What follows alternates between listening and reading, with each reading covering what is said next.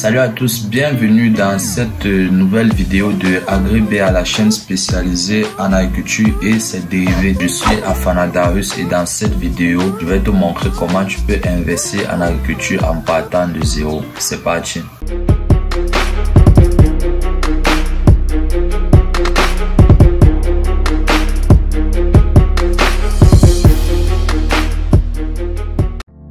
Quand j'étais jeune, je pensais bêtement que pour entreprendre, soit en agriculture, soit dans n'importe quel autre domaine, il fallait avoir travaillé dans une grande entreprise spécialisée dans ce domaine. Parce que si on y réfléchit bien, comment est-ce que tu peux entreprendre dans un domaine sans avoir aucune expérience ou sans avoir travaillé dans une société qui pourrait te faire acquérir cette expérience-là? Je me suis dit bêtement que ceux-ci avaient forcément dû travailler plusieurs années quelque part et qu'au bout de disons 5 ans avant la retraite, ils avaient décidé de se lancer en entreprise. Cette démarche paraît plus sûre car elle offre non seulement la sécurité du salariat, mais te permet également d'acquérir cette fameuse expérience là. Mais son principal inconvénient se situe au niveau du temps que tu auras passé dans cette entreprise là à travailler. Parce que si on regarde, si on compare une personne qui a travaillé 8 ans dans une entreprise et quelqu'un qui a fait 8 ans pour développer son entreprise, lorsque tu sors de ces 8 ans là et que tu compares avec la personne qui a entrepris, vous n'êtes pas au même niveau, son business est plus avancé que le tien. Et le problème avec le salariat, c'est que comparé à l'entrepreneuriat, tu as une sécurité par rapport au salaire. Et cela pousse souvent certains à rester dans le salariat parce que entre temps peut-être ils ont eu une femme, certains enfants et du coup il y a des charges. Il ne peut pas se permettre de laisser tout tomber du jour au lendemain parce qu'il a, je sais pas, un projet qu'il veut réaliser alors que ses enfants soient là, ils ont besoin de manger. Donc il y a certaines charges qui sont agrippées à toi et tu ne peux pas laisser tomber tout du jour au lendemain. Donc c'est une certaine peur qui s'est formée. Et tout ça là, je l'ai compris très tôt, ce qui m'a permis de faire le choix de l'entrepreneuriat.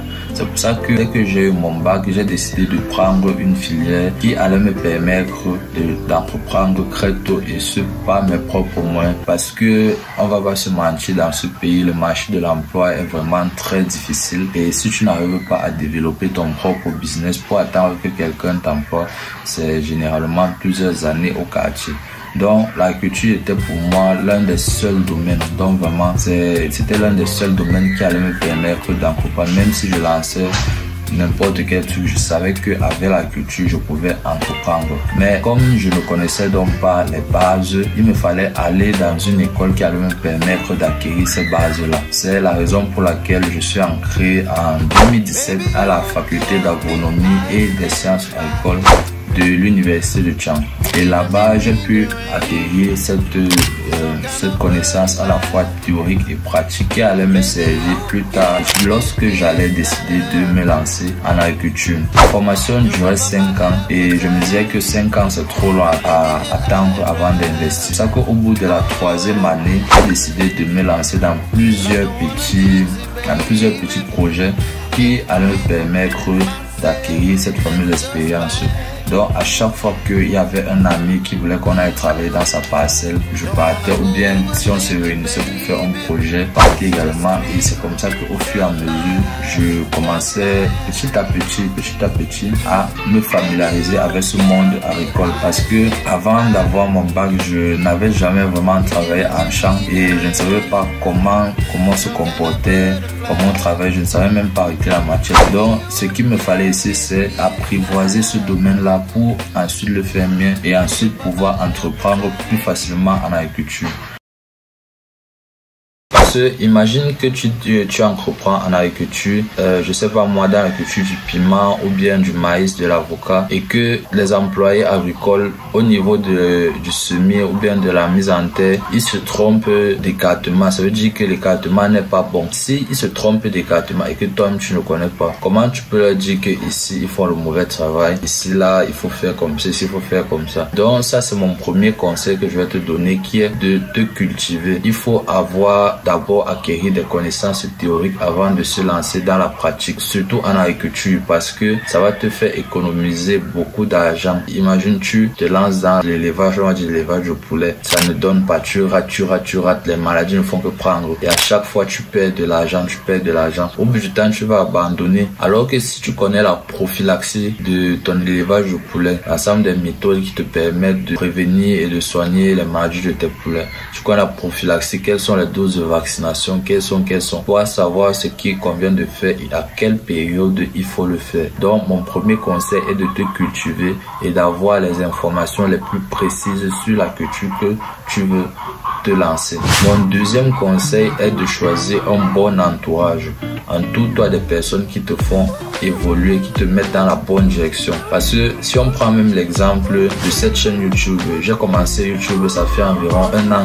On va sur les 2 ans maintenant. Depuis 1 an, j'ai des amis qui ont commencé dès 6 mois, mais qui ont plus d'abonnés que moi. Parce que moi, au début, quand j'ai commencé YouTube, je ne connaissais même pas comment on fait pour mettre une miniature, comment on fait pour faire ceci, comment on fait pour faire cela. Alors que si tu commences avec des gens qui peuvent te montrer la voie, qui sont déjà passés par là, ça fait un plus. Parce que tu vas gagner leur expérience. Donc, mon deuxième conseil, c'est de t'entourer de bonnes personnes, en tout cas des gens qui te font avancer dans ta vie professionnelle comme dans ta vie sociale.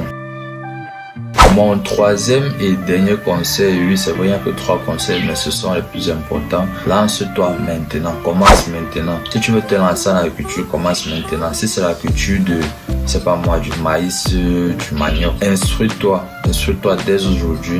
Tu suis des formations. Si tu veux, tu peux aller dans des écoles de formation. Il y a même déjà des cours en ligne qui te permettent d'apprendre plus facilement un domaine précis de l'agriculture. Que ce soit du maïs, manioc, piment, tu peux trouver n'importe quelle information sur le net et ce gratuitement. Mais il faut faire un peu attention aux informations gratuites parce que tu peux aller essayer là un type d'engrais qui n'est pas adapté à ton sol. Donc, informe-toi, contacte un professionnel comme un ingénieur, comme un technicien agronome qui pourra t'éclairer, qui pourra te montrer comment se pratique cette culture-là. Et lance-toi, c'est tout. N'attends pas d'avoir un tel budget ou bien d'avoir ceci, cela avant de te lancer parce que ça te fait perdre du temps et du temps, tu n'en as pas beaucoup. Donc, c'est un peu les 3 conseils que je voulais te donner aujourd'hui. Numéro 1, instruis-toi. Numéro 2, entoure-toi des bonnes personnes. Et numéro 3, lance-toi maintenant. Nous sommes venus sur cette terre pour une bonne raison et ne laisse ni la peur ni les incertitudes t'empêcher d'atteindre ton destin. C'était Darius de la chaîne Agribert et je te dis à la prochaine.